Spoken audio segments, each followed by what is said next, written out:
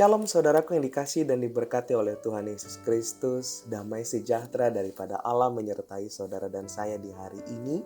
Hari Kamis tanggal 8 September 2022. Senang sekali rasanya saya boleh kembali menyapa saudara di pagi hari ini dalam sapaan renungan pagi di kanal YouTube Jemaat GKI Banjarbaru.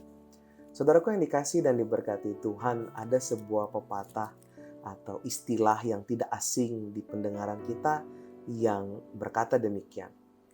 Tong kosong itu nyaring bunyinya. Pasti saudara tidak asing dengan istilah ini. Dan saudara pasti sudah bisa menerka-nerka kemana saya akan berkata dan memberikan arti dari tong kosong nyaring bunyinya itu. Tong kosong nyaring bunyinya itu lebih menunjuk kepada sebuah arti di mana kalau seseorang itu dia hanya mampu berkata-kata, tapi tidak mampu membuktikan perkataannya dalam perbuatannya. Saudara, dalam satu sisi ini mungkin kita temukan di tengah-tengah kehidupan kita saat ini. Dan hari ini firman Tuhan kepada kita dari kitab Timotius yang pertama atau surat Timotius pasal yang pertama, ayat yang pertama sampai yang ke-11 ingin mengingatkan kepada kita tentang hal yang demikian, di mana pada saat itu Paulus menuliskan surat penguatan kepada seorang rasul Allah yang bernama Timotius. Timotius pada saat itu adalah seorang yang masih sangat muda, tapi ia mau ambil bagian dalam pelayanan Allah.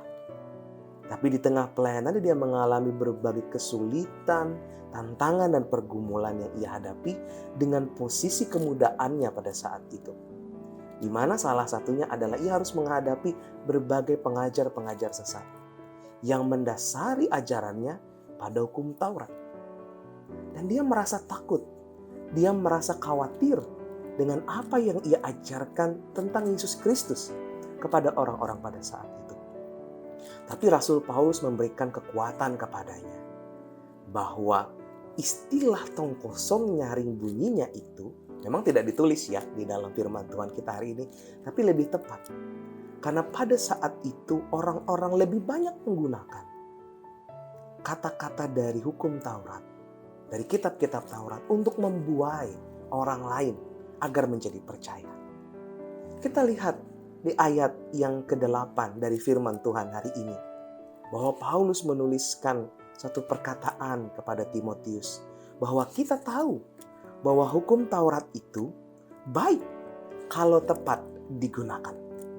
Dan ini juga sering terjadi dalam kehidupan kita ketika kita mengimani kehidupan kita sebagai orang percaya. Terkadang bisa saja kita terbuai dengan perkataan-perkataan orang yang mengatakan sesuatu.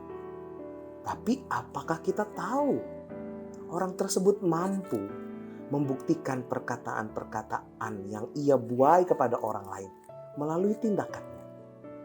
Dan itulah yang menjadi kekuatan Timotius untuk tetap mengabarkan Injil kepada semua orang. Dan kiranya itu juga yang kita pergunakan saat ini untuk menjadi kekuatan kita. Bagaimana kita sebagai anak-anak Allah yang dipakai untuk mewartakan Injil. Kalau firman Allah yang tertulis di dalam Alkitab itu kita pergunakan secara tepat, maka itu akan berhasil baik bagi kita. Jangan kita hanya menjadi orang yang mampu berkata-kata saja, tapi tidak mampu melakukan perbuatan apa-apa. Jangan kita menjadi orang, apalagi di tengah kehidupan kita sehari-hari, hanya mampu mencibir, berbicara, memberi pendapat, memberikan solusi, tapi kita sendiri pun tidak mampu menjadi contoh.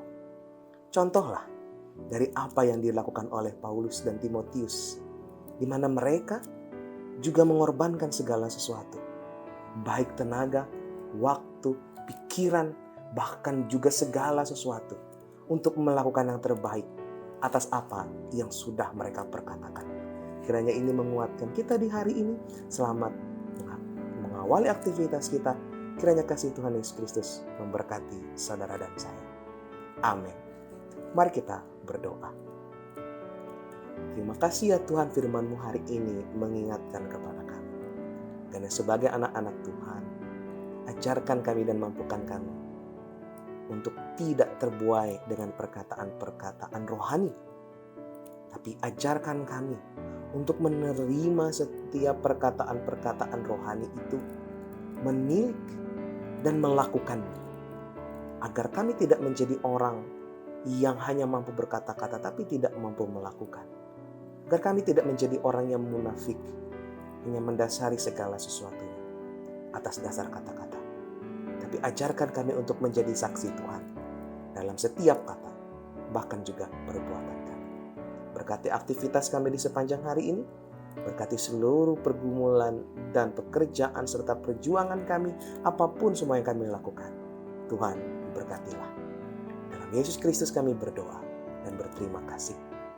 Amin. Terima kasih, sampai berjumpa di lain waktu dan kesempatan. Kiranya kasih Tuhan Yesus Kristus memberkati saudara dan saya. Shalom.